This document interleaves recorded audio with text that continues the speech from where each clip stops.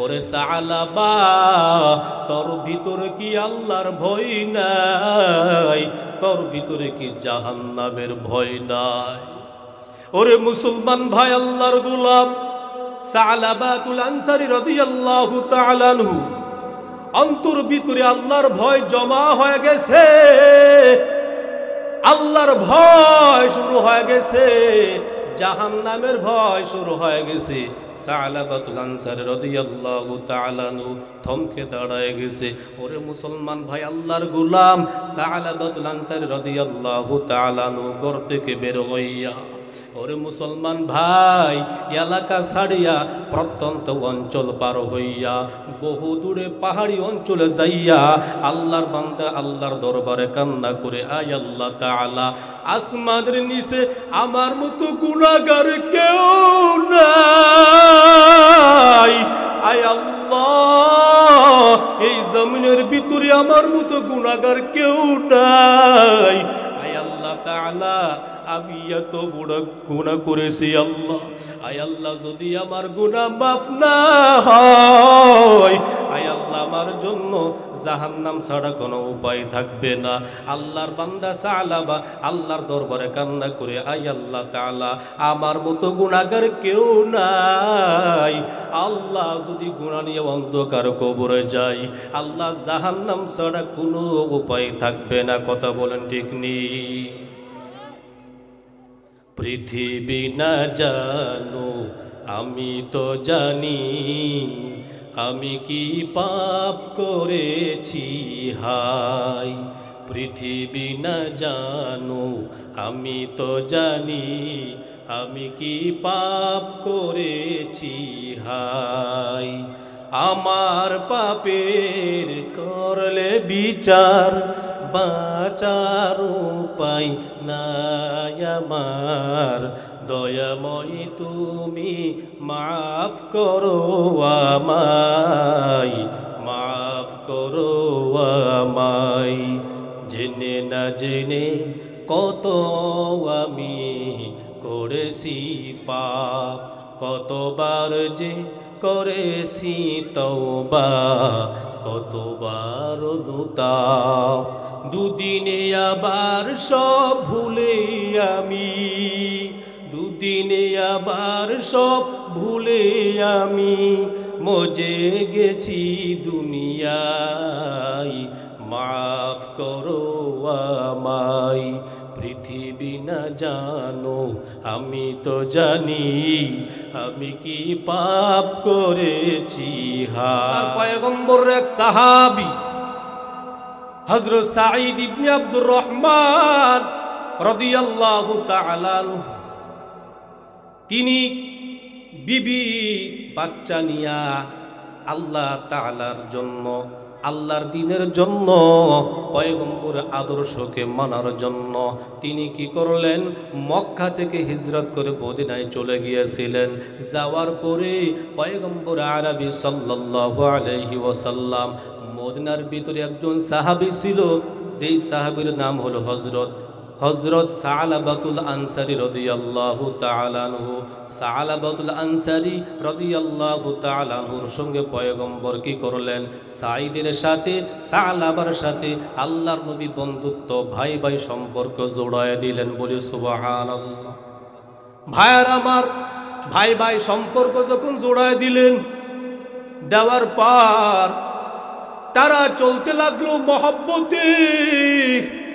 ও মুসলমান ভাই, আল্লাহর গোলাম, যখন ওই তাবুকের জিহাদের দামামা বেজে উঠল, তখন পয়গম্বর সাহাবী হযরত সাঈদ ইবনে আব্দুর রহমান রাদিয়াল্লাহু তাআলা আনহু বলেন, ওরে আমার ভাই সালাবা, তোমার ঘরে আমার বিবি বড় আমানত। আমি চলে যাব জিহাদের ময়দানে, আমার বিবি তোমার ঘরে আছে, আমার বিবি তোমার ঘরে আছে, বড় আমানত রাখলাম। ওরে ভাই, তুমি দেখিয়া রাখো। ও মুসলমান ভাই, আল্লাহর গোলাম, এই কথা বলে ওই সাঈদ ইবনে আব্দুর রহমান রাদিয়াল্লাহু তাআলা আনহু চলে গেলেন জিহাদের ময়দানে। এদিক দিয়া কি হলো? শয়তান মানুষের অন্তর ভিতরে শয়তান ধোঁকা দেয় কি দেয় না? আর জোরে কোন দেয় কি দেয় না? শয়তান ধোঁকা দেওয়ার জন্য এবার সালাবাতুল আনসারী রাদিয়াল্লাহু তাআলা অন্তর ভিতরে ওয়াসওয়াসা দেয়, ডাক দিয়ে বলে, ওরে সালাবা, তোর ভাই সাঈদ ইবনে আব্দুর রহমান বাড়িতে নাই, যা তাড়াতাড়ি যা, পর্দার ভিতরে প্রবেশ কর। সাঈদের বিবি বড় সুন্দরী, সুবর্ণ সুযোগ যায়, যা তোর চাহিদা পুরা কর। বলি নাউজুবিল্লাহ। ওরে মুসলমান ভাই, আল্লাহর গুলাম ওই সালাবা রাদিয়াল্লাহু তাআলা আনহু শয়তানের কুমন্ত্রণা পড়িয়া ওই সাঈদের বিবির হাতটা যখন ধরছে খারাপ নিয়তে, ওরে মুসলমান ভাই আল্লাহর গুলাম, অমনেতে আল্লাহর বান্দি ডাক দিয়া বলে, ওরে সালাবা, তোর ভিতরে কি আল্লাহর ভয় নাই? তোর ভিতরে কি জাহান্নামের ভয় নাই? ওরে মুসলমান ভাই আল্লাহর গোলাম সালাবাতুল আনসারী রাদিয়াল্লাহু তাআলা আনহু অন্তর ভিতরে আল্লাহর ভয় জমা হয়ে গেছে, আল্লাহর ভয় শুরু হয়ে গেছে, জাহান্নামের ভয় শুরু হয়ে গেছে। সালাবাতুল আনসারী রাদিয়াল্লাহু তাআলা আনহু থমকে দাঁড়ায় গেছে। ওরে মুসলমান ভাই আল্লাহর গোলাম সালাবাতুল আনসারী রাদিয়াল্লাহু তাআলা আনহু ঘর থেকে বের হইয়া, ওরে মুসলমান ভাই, এলাকা ছাড়িয়া প্রত্যন্ত অঞ্চল পার হইয়া বহু দূরে পাহাড়ি অঞ্চলে যাইয়া আল্লাহর বান্দা আল্লাহর দরবারে কান্না করে, আয় আল্লাহ তাআলা, আসমানের নিচে আমার মতো গুনাহগার কেউ নাই। আয় আল্লাহ, এই জমিনের ভিতরে আমার মতো গুনাহগার কেউ নাই। আয় আল্লাহ তাআলা, আমি এত বড় গুনাহ করেছি আল্লাহ, আয় আল্লাহ, যদি আমার গুনাহ মাফ না হয়, আয় আল্লাহ, আমার জন্য জাহান্নাম ছাড়া কোনো উপায় থাকবে না। আল্লাহর বান্দা সালাবা আল্লাহর দরবারে কান্না করে, আয় আল্লাহ তাআলা, আমার মতো গুনাহগার কেউ নাই।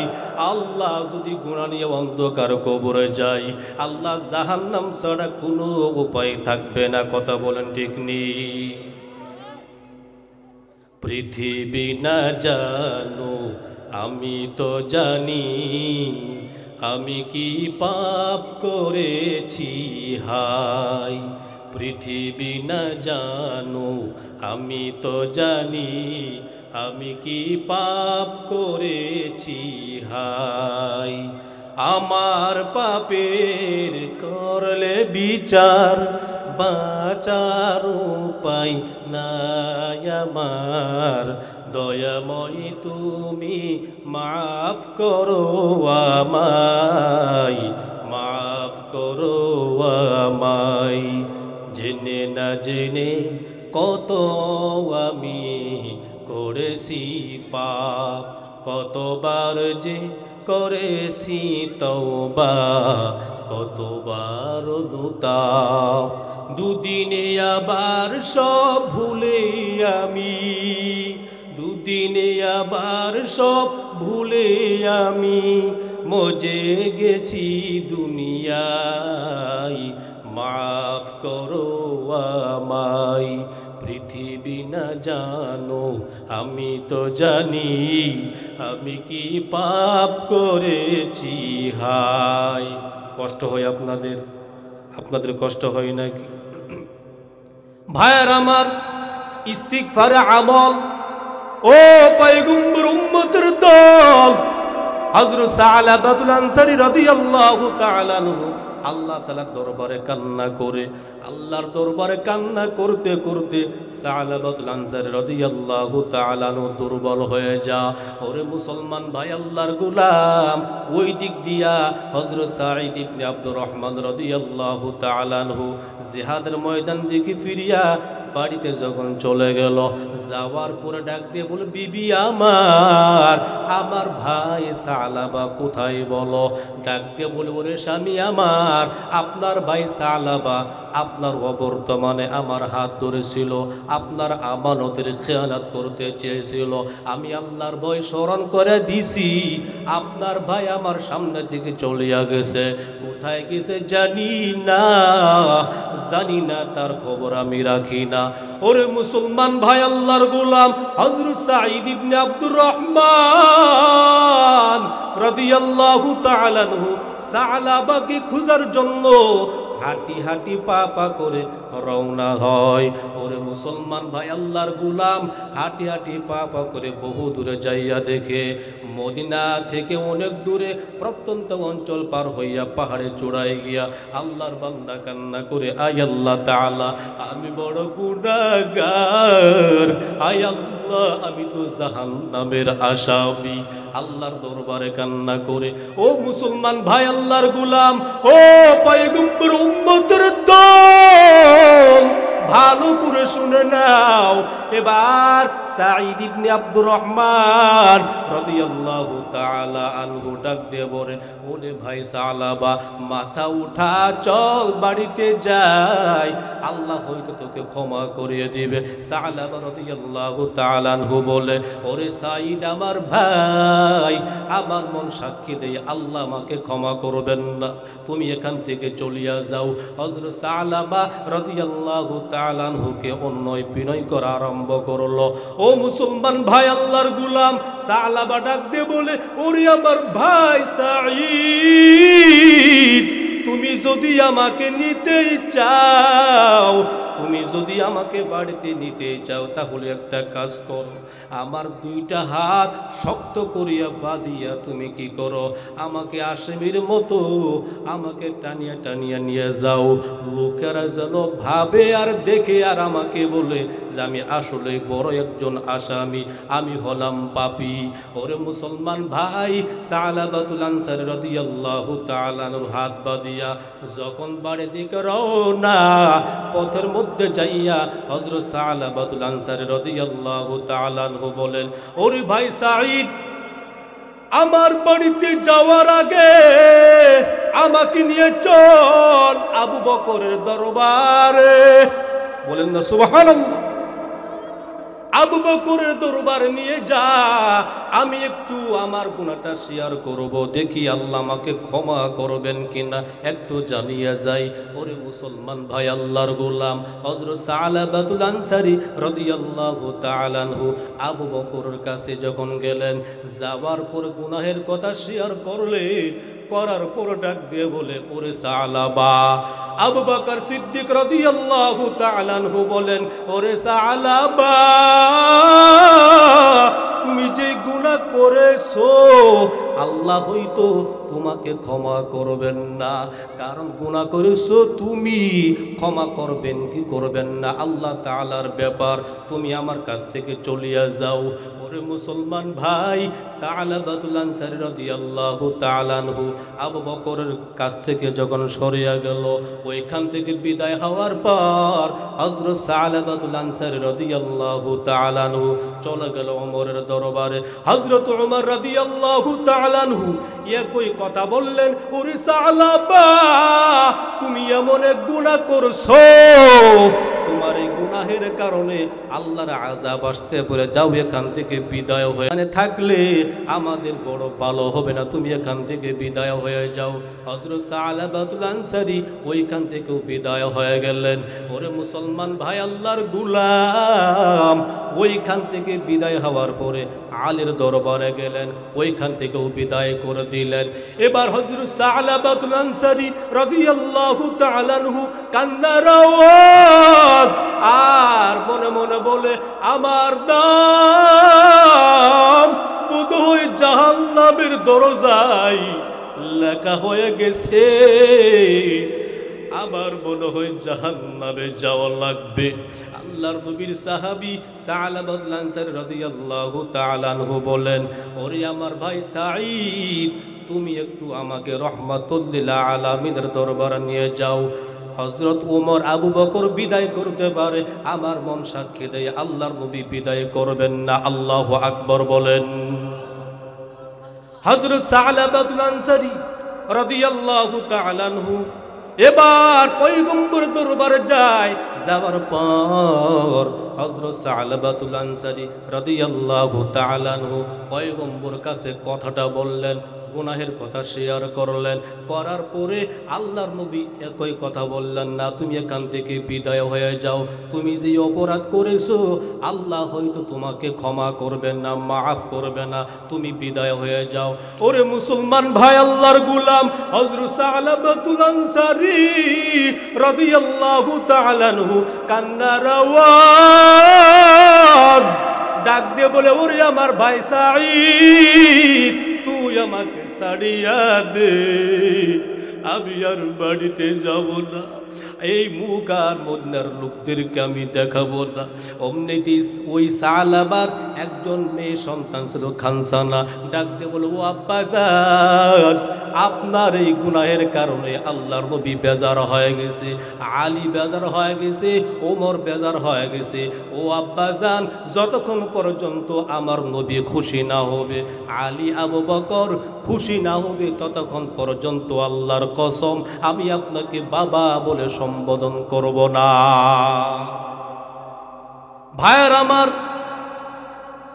হযরত সালাবাতুল আনসারী রাদিয়াল্লাহু তাআলা আনহু সাঈদের কাছ থেকে বিদায় হইয়া আবার ওই প্রত্যন্ত অঞ্চল পার হইয়া এলাকা থেকে বহু দূরে পাহাড়, ওই পাহাড়ের চূড়ায় যাইয়া আল্লাহ তাআলার দরবারে কান্না করে, আয় আল্লাহ তাআলা, আমি বড় গুনাহগার, আয় আল্লাহ আমি বড় পাপী আল্লাহ, আয় আল্লাহ তাআলা, দুনিয়ার ভিতরে বাবা যদি সন্তানকে মারধর করে, সন্তান যদি বেয়াদবি করে, ওই সন্তানকে বাবা মারপিট করিয়া ওই ঘর থেকে বের করে দেয়, আয় আল্লাহ তাআলা, কিন্তু জনম দুঃখিনী মা সন্তানকে কিন্তু বের করে দেয় না। মা ডাক দিয়ে বলে, ওরে আমার সন্তান, আয় আয় আয় আমার বুকে আয়। ওই মা দুঃখিনী কি করে, সন্তানকে বুকের ভিতর নিয়ে আদর করিয়া ওই সন্তানকে ঘরের ভিতরে রাখিয়া দেয়। কথা বলেন ঠিক কিনা? ও মুসলমান ভাই, হযরত সালাবা ডাক দিয়ে বলে, ও দয়ার মালিক, ও আল্লাহ, আমাকে আবু বকর বিদায় করতে পারে, ওমর বিদায় করতে পারে, আয় আল্লাহ তাআলা, আপনি আপনার বান্দাকে বিদায় করবেন না। আয় আল্লাহ, যদি আপনি আপনার দরবার থেকে আমাকে বিদায় করে দেন, আয় আল্লাহ তাআলা, দ্বিতীয় আর কোন দরবার নাই। কথা বলেন ঠিক কিনা? ভাইয়ের আমার, হযরত সালাবাতুল আনসারী রাদিয়াল্লাহু তাআলা আনহু কান্নার আওয়াজ, কান্না করতে করতে সালাবা দুর্বল হয়ে যাইতেছে। এই দিক দিয়ে আমার আল্লাহ পাক রব্বুল আলামিন তিনার চোখের পানি কি এত পছন্দ করেছেন, আল্লাহ তাআলা পয়গম্বর কাছে আয়াত নাজিল করে শোনায় দিয়েছে, ওগো পয়গম্বর, আপনার সাহাবী সালাবাকে আমি আল্লাহ তাআলা ক্ষমা করে দিয়েছি, আপনার ওই সালাবাকে আপনার দরবারে নিয়ে আসেন। বলে সুবহানাল্লাহ। ভাইয়ের আমার, পয়গম্বর আরবি সাল্লাল্লাহু আলাইহি ওয়াসাল্লাম কি করলেন? আল্লাহর নবী বললেন, ও আবু বকর যাও, আমার সালাবা কোথায়, আমার সালাবাকে খুঁজে নিয়ে আসো। আবু বকর যখন যাইতে লাগলো, হযরত ওমর রাদিয়াল্লাহু তাআলা আনহু বললেন, ও পয়গম্বর, সালাবাকে আল্লাহ ক্ষমা করেছেন, আপনার কাছে আয়াত নাজিল হয়ে গেছে। ওগো পয়গম্বর, আবু বকর সালাবাকে খোঁজার জন্য যায়। ও নবী আমার, আপনি একটু আমাকে অনুমতি দেন, আমিও আবু বকরের সঙ্গে যাব। বলি সুবহানাল্লাহ। ও মুসলমান ইমানদার, হযরত আবু বকর সিদ্দিক রাদিয়াল্লাহু তাআলা আনহু, হযরত ওমর রাদিয়াল্লাহু তাআলা আনহু উভয় মিলিয়া হাঁটি হাঁটি পা পা করিয়া ওই প্রত্যন্ত অঞ্চল পার হইয়া পাহাড়ে চূড়ায় গিয়া দেখে রাতের অন্ধকারে আল্লাহর নবীর সাহাবী হযরত সালাবা আল্লাহর দরবারে কান্না করে আল্লাহ তাআলার দরবারে মাপ চাই। অমনিতেই হযরত আবু বকর সিদ্দিক রাদিয়াল্লাহু তাআলা আনহু বলে, ওরে সালাবা, মাথা উঠা, তুই আর কান্না করিস না, চল মদিনায় চল। ওরে মুসলমান ভাই, রাত বড় গভীর, অতিও গভীর হয় রজনী যখন, নীরবে প্রভুর নাম ডাকিও তখন। প্রভুর করুণা যদি পাইবারে চাও, গভীর রাতে উঠে মাওলার গুণগান গাও। কথা বলেন ঠিক কিনা? হযরত সালাবা রাদিয়াল্লাহু তাআলা আনহু রাতের অন্ধকারে সিজদা দিয়া আল্লাহ তাআলার দরবারে কান্না করে হযরত আবু বকর সিদ্দিক রাদিয়াল্লাহু তাআলা আনহু যখন ডাক দিছে, হযরত সালাবা ডাক দিয়ে বলে, ও ভাই তুমি কে? আমি চিনতে পারি না, অন্ধকার। ও ভাই আমার মন সাক্ষী দেয় তুমি আবু বকর ছাড়া আর অন্য কেউ না। সুবহানাল্লাহ। ওরে আবু বকর, আমি তোমার দরবারে গিয়েছিলাম, তুমি আমাকে বিদায় করেছো। হযরত উমর রাদিয়াল্লাহু তাআলা আনহু বলেন, ও সালাবা মাথা ওঠা, আল্লাহ পাক রব্বুল আলামিন তোকে ক্ষমা করে দিয়েছেন। ওরে মুসলমান ভাই, আল্লাহর গোলাম সালাবাতুল আনসারী রাদিয়াল্লাহু তাআলা আনহুকে ওইখান থেকে উঠায়া পাহাড়ের চূড়ায় থেকে নামাইয়া হাঁটি হাঁটি পা পা করে যখন মদিনায় আসতেছিল, আস্তে আস্তে ফজরের সময়টা হয়ে গেল। আল্লাহর নবী ফজর নামাজের ইমামতির মুসল্লায় দাঁড়ায় গেলেন। নামাজ আরম্ভ হয়ে গেল। কোন রকম পিছনে আবু বকর হযরত ওমর সালাবা নামাজের কাতারের মধ্যে শামিল হয়ে গেলেন। ওরে মুসলমান ভাই, নবী আমার ফজর নামাজে কেরাত পড়তেছিলেন, আল্লাকুমুত তাকাসুর হাত্তা যুরতুমুল মাকাবির। পয়গম্বর কেরাত পড়তেছিলেন। হঠাৎ করে হযরত সালাবাতুল আনসারী রাদিয়াল্লাহু তাআলা আনহু দুনিয়া থেকে বিদায় হয়ে গেলেন। ও নবীর উম্মতের দল, হযরত সালাবাতুল আনসারী রাদিয়াল্লাহু তাআলা আনহু নামাজের ভিতরে চিৎকার আওয়াজ, আল্লাহু আকবার কর। নামাজের ভিতরে চিৎকার আওয়াজ। আল্লাহর নবী নামাজ সমাপ্ত করলেন, করার পর দেখলেন হযরত সালাবা দুনিয়ার থেকে বিদায় হয়ে গেছে। সালাবা এই দুনিয়ার বাসিন্দা আর নাই। ওরে মুসলমান ভাই, আল্লাহর গোলাম, আজ এখানে আপনারা আছেন, আমিও আছি। এমন একটা সময় হবে এই দুনিয়ায় আপনিও থাকবেন না, আমিও থাকবো না। কথা বলেন ঠিক কিনা? সবাইকে একদিন অন্ধকার কবরে যেতে হবে। কথা বলেন ঠিক কিনা? তুয়ে দুনিয়ার মায়াই পড়ে করছ কত বাহানা, এই যে নয় তোর আসল বাড়ি, কবর যে তোর আসল ঠিকানা। এই যে নয় তোর আসল বাড়ি, কবর যে তোর আসল ঠিকানা। কথা বলেন ঠিক কিনা? ভাই বেরাদার যারাই ছিল একে একে সব হারালো। ঠিক কিনা জোরে কর? ভাই বেরাদার যারাই ছিল একে একে সব হারালো। তুমি আমি কেউ রব না, তুমি আমি কেউ রব না, দিতে হবে রওনা। এই যে নয় তোর আসল বাড়ি, কবর যে তোর আসল ঠিকানা। এই যে নয় তোর আসল বাড়ি, কবর যে তোর আসল ঠিকানা। 3.5 হাত ময়না পাখি সময় হলে দিবে ফাঁকি। কথা বলেন ঠিক কিনা? 3.5 হাত ময়না পাখি সময় হলে দিবে ফাঁকি।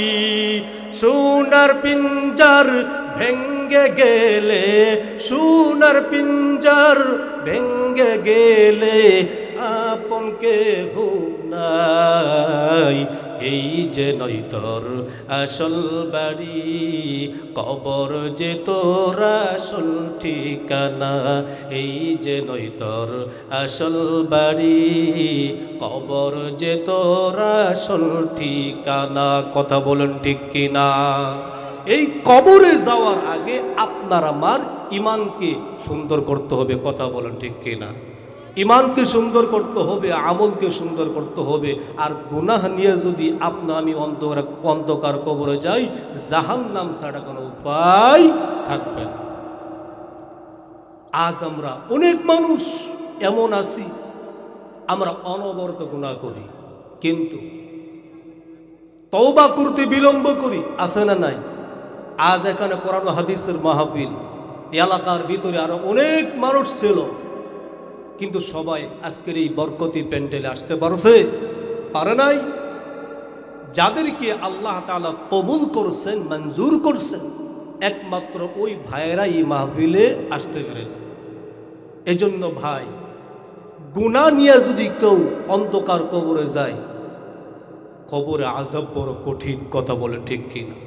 এই দুনিয়ার ভিতরে অনেক গুনাহগারকে, অনেক জাতিকে আল্লাহ রাব্বুল আলামিন গুনাহের কারণে দুনিয়ার থেকে ধ্বংস করে দিয়েছে। কথা বলেন ঠিক কিনা? ভাইয়ের আমার আপনার পয়গম্বর নবী মুহাম্মদুর রাসূলুল্লাহ সাল্লাল্লাহু আলাইহি ওয়াসাল্লামের দুনিয়াতে আসার আগে আমার আল্লাহ পাক রব্বুল আলামিন তিনটা জাতিকে আল্লাহ তাআলা গুনাহের কারণে দুনিয়া থেকে বিদায় করে দিয়েছেন। এই তিন জাতি কারা কারা আল্লাহ তাআলা জানায় দেন, আলাম তারা কাইফা ফাআলা রাব্বুকা বিআদ। এক নাম্বার হলো আদ জাতি। এক নাম্বার কোন জাতি? আরো জোরে কোন? আদ জাতি। কোন জাতি? আদ জাতি।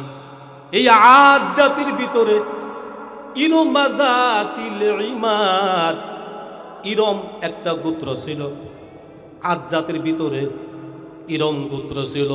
এই ইরম গোত্রের লোকেরা সুঠাম দেহের অধিকারী ছিল, তাদের অনেক শক্তি ছিল। তারা বলতো, আমাদের সঙ্গে কেউ পারবে না, আমাদের অনেক শক্তি, আমাদেরকে কেউ দুনিয়া থেকে ভাগাইতে পারবে না। কিন্তু আল্লাহ তাআলা ওই জাতিকে ধ্বংস করার জন্য আল্লাহ পাক রব্বুল আলামিন একটা অস্ত্র পাঠাইলেন। সেই অস্ত্রের নাম হলো তুফান। নাম কি? আরো জোরে কোন? তুফান। এই চোরে হয়নি, এলাকায় তুফান হয়নি। কি বলেন? তুফান হয় কি হয় না?